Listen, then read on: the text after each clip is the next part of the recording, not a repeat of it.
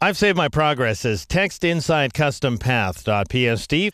And in this exercise, we're going to create text along a path outline. And this might be text that curves along a circle or wavy text or text along an arc like we're about to create now.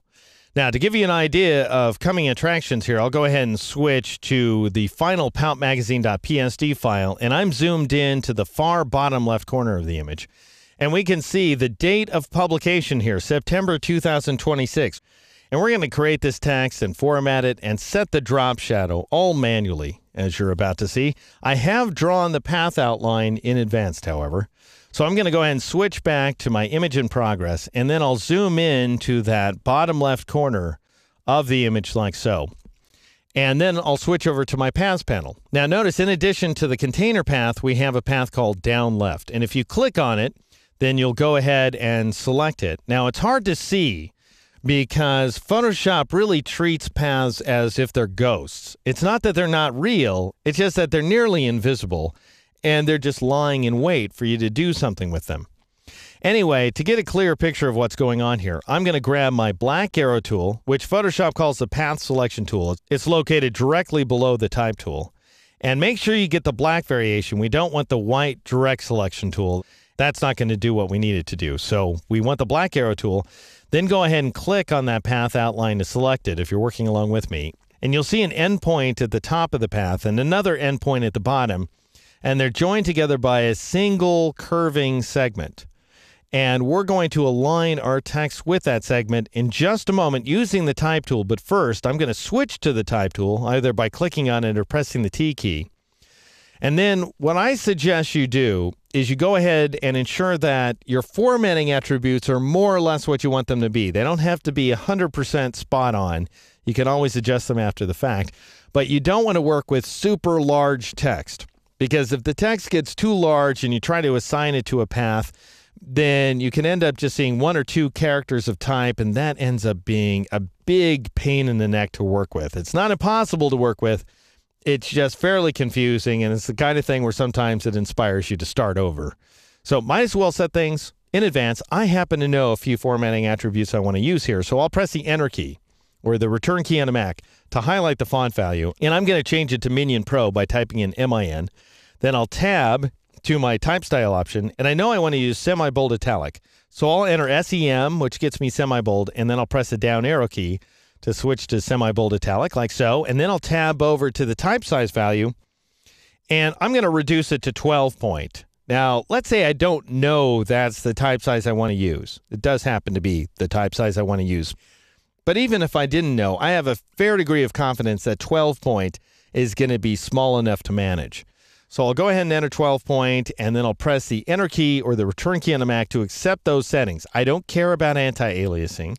So I'm going to move on here to my alignment options. I want left align text, so I'll go ahead and click on that. Because the alignment does control how the text aligns to the path outline as well. And then finally, I want the text to be white, not black. So I'll click on this black swatch here to bring up the color picker dialog box, and I'll drag the circle to the upper left corner of the field.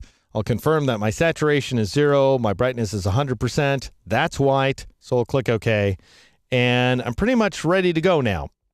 Now here's how you create text on a path. Using the type tool, notice that normally we're seeing the I-beam with the dotted square around it. As soon as I hover over the path outline, we see the I-beam with a dotted path outline through it, which is great. So all I do is I click on the path. That adheres my new text to the path, and I go ahead and type in some text, or I paste some text that I've copied, what have you.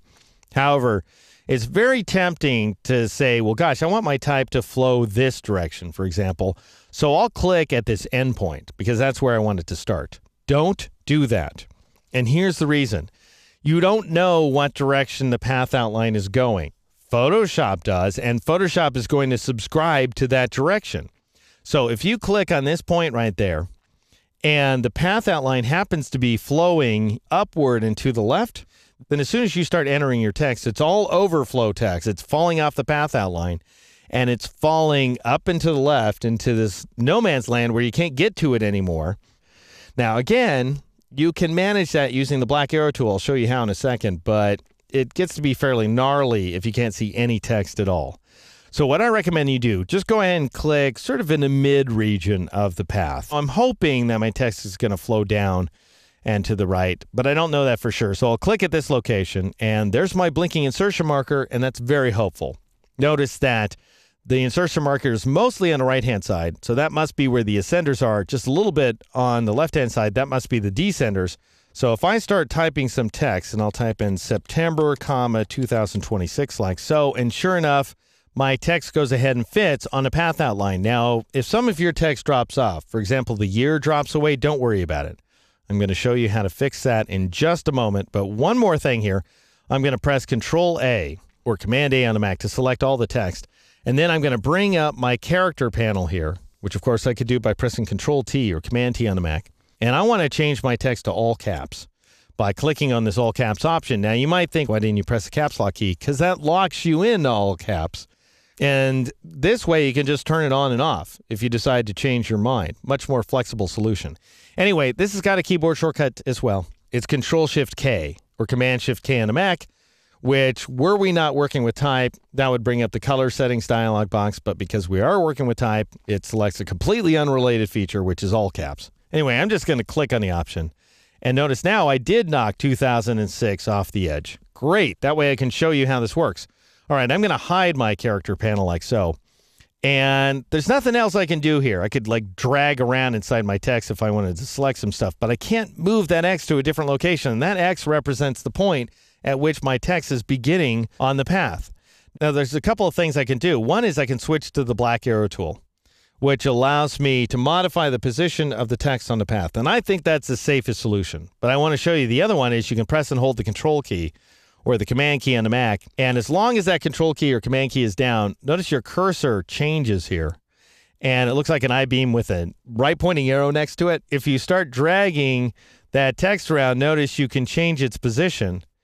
Also, if you're not careful, you can do this number where you drag the text to the other side of the path and it goes the wrong direction. So that can happen too. And if it does happen, don't panic. Just move your cursor back to the other side of the path where it was before. However, I got to say, wouldn't it be so much smarter just to switch to the black arrow tool? And that's what I'm going to do by clicking on that path selection tool right there. And then I will hover my cursor over the X, and then I'll drag the text up like so. So you just drag back and forth onto either side of the path here in order to change where that text aligns. All right, so this looks pretty good. The only problem is when I drew this path outline, I didn't really allow enough room for my text. Now, I could move the path outline to a different location by manually dragging it, but if I did, it might not align properly anymore. What I'd prefer to do is leave my path outline where it is because I know it fits the contour of the arm, and I'd like to move my text with respect to that path outline, and I'll show you how to do exactly that using baseline shift in the next exercise.